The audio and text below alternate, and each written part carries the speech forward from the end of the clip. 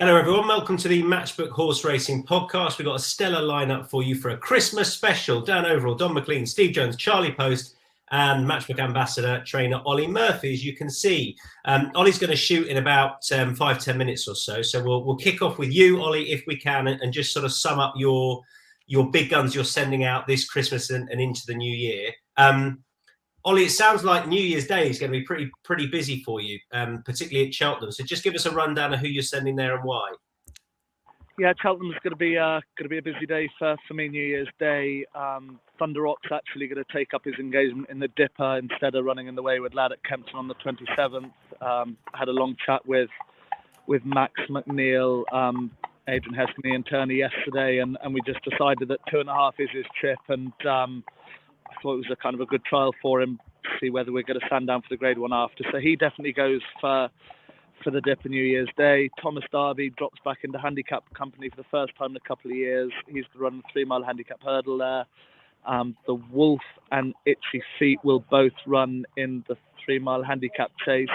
So yeah, we'll have a busy day there. Bring Up a Storm runs in the Rail Keel. He's in really good form. He's actually just galloped as we speak. So looking forward to running him second on after a wind up, and hopefully if he produced one of his better performances, he'd have a chance, you know.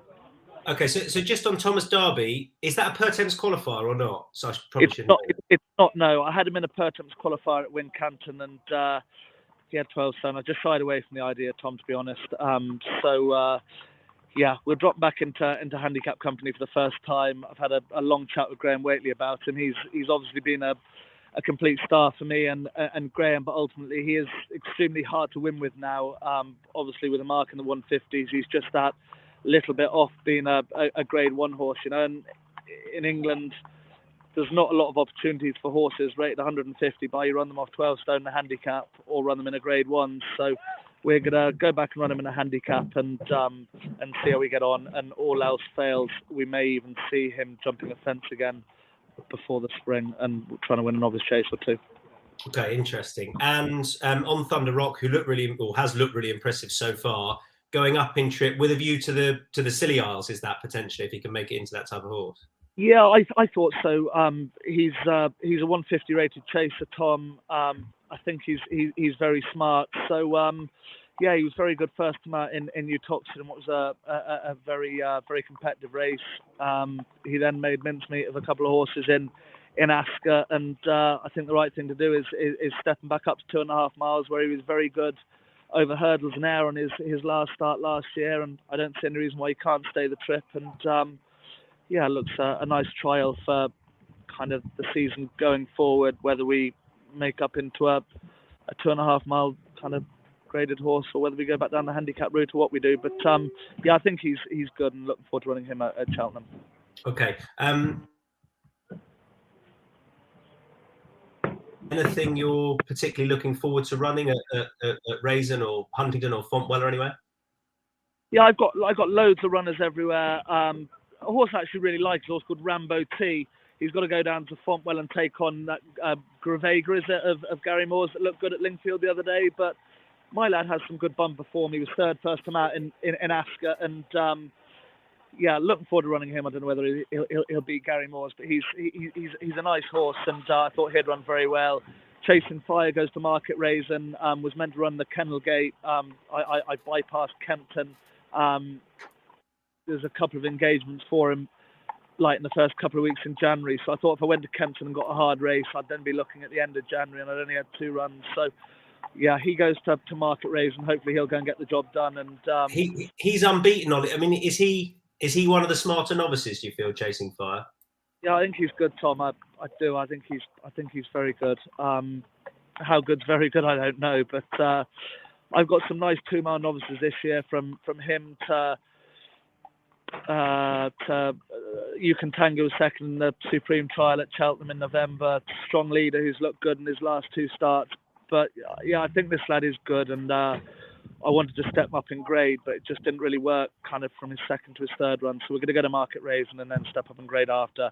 Hopefully, all being well, he'll get the job done at Market Rasen and go to Haydock, I'd imagine, for the race John Bond won last year. Okay, one other horse I wanted to ask you about was Fingal Bridge, because I think it was Steve Jones. I can't remember who it was who suggested this horse might be quite a nice bump horse, or it was Charlie. I can't remember who it was. Charlie was probably claiming that he broke. He claims he broke in every single one of your horses, Ollie. You can't have done them all, but he was beaten when favourite at Uttoxeter. Were you just?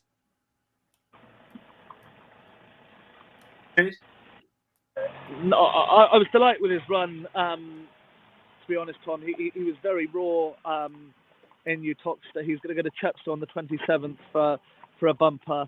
Very nice horse. Looks an extremely warm race actually at Chepstow, but the track will suit him, soft ground, and whatever beats him will win, I'd imagine. Yeah, fair enough. Steve Jones. The only thing I know about Fingal Bridge is it's a fantastic pub on top of Dartmoor next to the river. Good fishing. That's all I know about it. That sounds about right.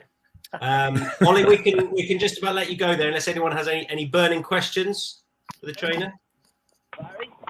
Happy? Good. All right, Ollie. Yeah, I've just got one, if you don't mind, Tom. Worked. Did you want to ask something, Dan? Yeah, just one I was curious about. I think you mentioned him in some of your stable tour. Butch, I think, runs on Boxing Day as well. Huntingdon, I think. Obviously, it wasn't exactly the expectations on hurdling debut, but where do you think you're at with him? And do you still like him going forward? Dan, he came back. I've never been trained in 5 years. I've never had a horse come back from the race as sick as he came back. He was absolutely covered from head to toe in ringworm. He burst very bad, and actually didn't burst into his lungs, but he burst very bad after the race. Did everything arseways, and I was in Newmarket Sales when he ran. I could not believe my eyes what I was seeing on the TV screen. I thought he was one of my nicer novices, and he obviously ran appalling. But he's come home. He's had lots of excuses. Scored well this morning. Looking forward to running him at Huntingdon. Very much starting again with him, but yeah, completely ignore his first run. He's a lot better than that. He's gonna be a lovely chaser next year. But he's a horse now that I really like.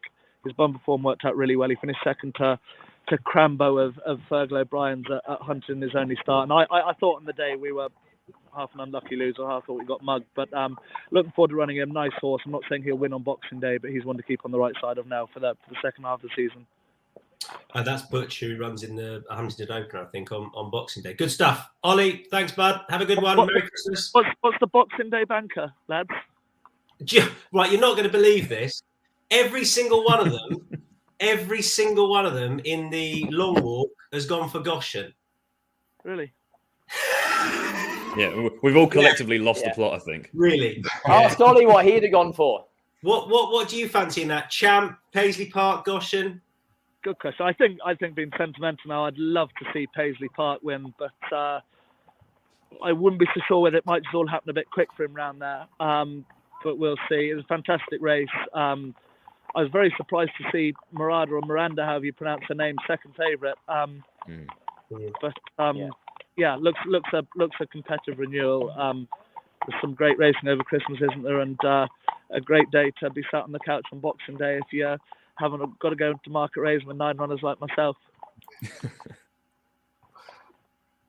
You'll get someone to drive you, though, won't you? We will do, Tubby. I've run in the 3:35, and Villa are kicking off at 5:30, and we'll try and get back to Bone. So I hope my bumper horses run fast, because I have to get somewhere rather quickly. Yeah, Ollie's got a big framed photo of Stephen Gerrard in his office with a big love heart around it. I mean, you loved him, didn't you, Ollie? Oh, I loved him. Yeah. Oh, right, all the best. Merry Christmas.